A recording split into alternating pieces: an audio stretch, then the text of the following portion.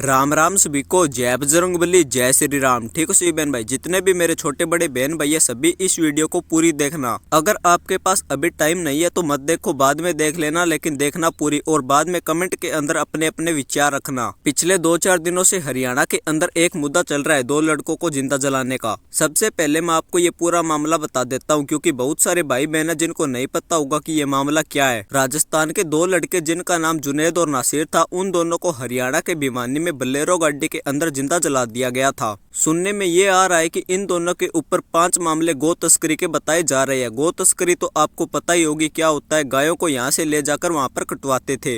ये दोनों राजस्थान के रहने वाले थे और जिंदा यहाँ हरियाणा के अंदर जलाए गए।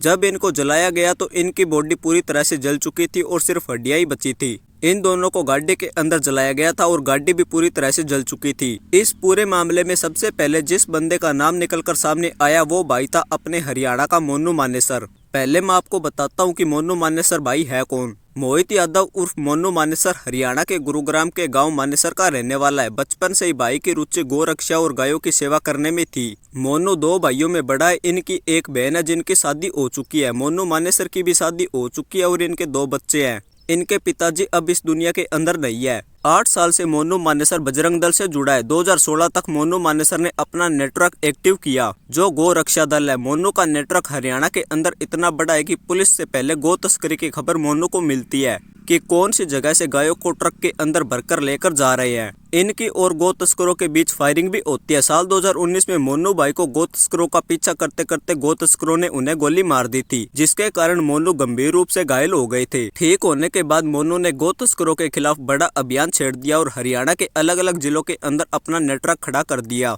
मोनू मानेसर का नेटवर्क देखते ही देखते पूरे हरियाणा में खड़ा हो गया, जो गौ तस्करों को पकड़ते थे। मोनू और उसकी टीम गौ तस्करों को पकड़कर पुलिस को दे देती है और आगे की कार्रवाई पुलिस करती है। पिछले 20-25 दिनों के अंदर मोनू मानेसर का नाम कई घटनाओं में सामने आया है। घटना तो क्या, यह बड़ा ही पुण्य का काम कर रहा है भाई। ये बात 28 फरवरी की है। भिवानी तावड़ू रोड पर सेंट्रो कार में सवार वारिस और उसका एक दोस्त एक्सीडेंट में घायल हो गई, तो उनको हॉस्पिटल में एडमिट करवाया गया, जहाँ वारिस की मौत हो गई। तो उस मामले में भी वारिस के घर वालों ने मोनू मानेसर के ऊपर आरोप लगाया था कि उसने गौ तस्करी के मामले में वारिस को मार दिया। लेकिन बाद में नूह पुलिस ने एक सीसीटीवी फुटेज जारी कर बताया कि वारिस की मौत एक कार एक्सीडेंट में हुई थी। और अभी जो 2 लड़के राजस्थान के जिनको हरियाणा के अंदर गाड़ी में जिंदा जलाया गया, उनके घर वालों ने भी मोनू मानेसर के ऊपर आरोप लगाया है कि मोनू ने उन दोनों की हत्या कर दी। हालांकि मोनू ने कहा कि उसका और उसकी टीम का इन दोनों की हत्या से कुछ लेना देना नहीं है। उनके परिवार वालों ने आरोप लगाया कि पुलिस ने जुनैद और नासिर को पकड़ा और फिर अधमरी हालत के अंदर बजरंग दल को सौंप दिया। और वहां पर मोनू मानेसर और उसके साथियों ने जुनैद और नासिर को गौ तस्करी के आरोप में जिंदा जला दिया।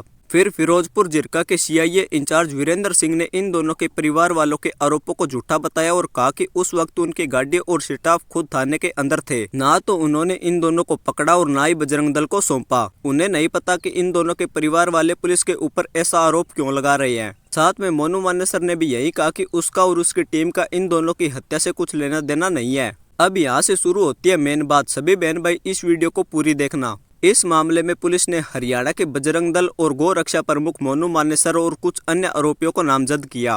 इसी केस में एक आरोपी का नाम है श्रीकांत, जो हरियाणा के नूह का रहने वाला है। राजस्थान पुलिस श्रीकांत भाई के घर पर रेड करने पहुंची तो श्रीकांत घर पर नहीं था। श्रीकांत की माताजी दुलारी ने बताया कि 16 फरवरी को सुबह करीब 3 बजे राजस्थान पुलिस के 30-40 लोग उनके घर आते हैं। उन्होंने श्रीकांत के परिवार वालों को डराया और धमकाया, फिर जबरदस्ती श्रीकांत के घर के अंदर घुस गए और श्रीकांत के बारे में पूछने लगे। तो श्रीकांत के घर वालों ने राजस्थान पुलिस को बताया कि वो अभी घर पर नहीं है। यह सुनकर राजस्थान पुलिस को गुस्सा आ गया और उन्होंने श्रीकांत के परिवार वालों को गालियां देनी शुरू कर दी। तो श्रीकांत के परिवार वालों ने उनसे कहा कि आप ऐसे गाली मत दीजिए। तो राजस्थान पुलिस ने उनको बेरहमी से पीटना शुरू कर दिया। उसी समय घर के एक कमरे में श्रीकांत की पत्नी, जिनका नाम कमलेश है, वो थी, जो गर्भवती थी। राजस्थान पुलिस ने श्रीकांत की गर्भवती पत्नी को भी नहीं बख्शा और उनके साथ मारपीट की और उन्हें धक्का देकर नीचे गिरा दिया, जिससे उनके पेट के अंदर दर्द होने लगा। वो दर्द से तड़पने लगी तो परिवार वालों ने उनकी पत्नी को हॉस्पिटल के अंदर ले गए। हॉस्पिटल ले जाने के बाद डॉक्टरों ने उनका ऑपरेशन किया तो उनके गर्भ में पल रहा बच्चा मरा हुआ था। श्रीकांत की मां दुलारी ने कहा कि राजस्थान पुलिस ने उनकी बहू के साथ मारपीट की तो वो बच्चा मर गया। राजस्थान पुलिस जाते जाते उनके 2 छोटे बेटों को भी अपने साथ ले गई थी। श्रीकांत के घर वालों ने नूह पुलिस से कड़ी कार्रवाई की मांग की।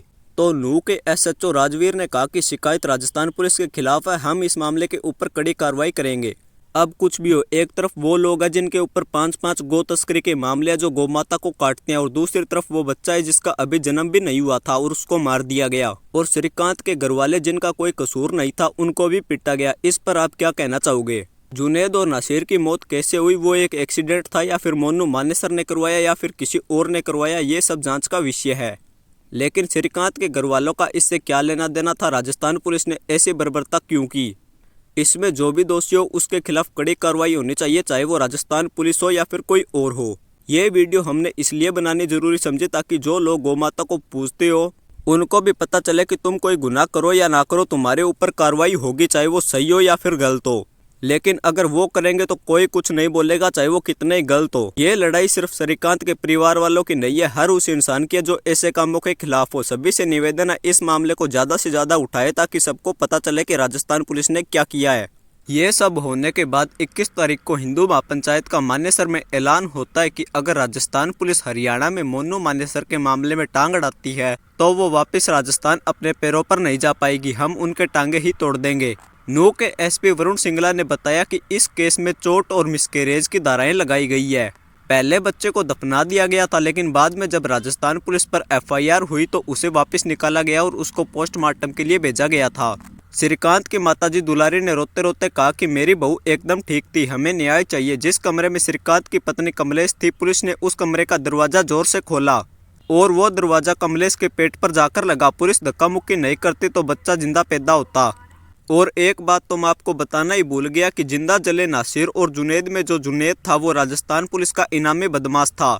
उसके ऊपर गौ तस्करी के कई मामले दर्ज थे। अभी कई लोग हैं जो मोनू मानेसर को जान से मारने की धमकी दे रहे हैं और कह रहे हैं कि उन्होंने हमारे मुस्लिम भाइयों को जिंदा जला दिया है। उम्मीद करते हैं हरियाणा पुलिस इस मामले में कड़ी कार्रवाई करेगी, क्योंकि ये जो कुछ भी हुआ है बहुत ज्यादा गलत हुआ है। भगवान श्रीकांत के परिवार को इस दुख के समय में हिम्मत दे। सभी से निवेदन है इस मामले को ज्यादा से ज्यादा उठाए ताकि सबको पता चले कि राजस्थान पुलिस ने क्या किया है। जिस बहन भाई ने हमारी इस वीडियो को पूरा देखा और बात को समझा, मैं उन सभी को दिल से धन्यवाद करता हूँ। जय बजरंगबली, जय श्री राम, धन्यवाद।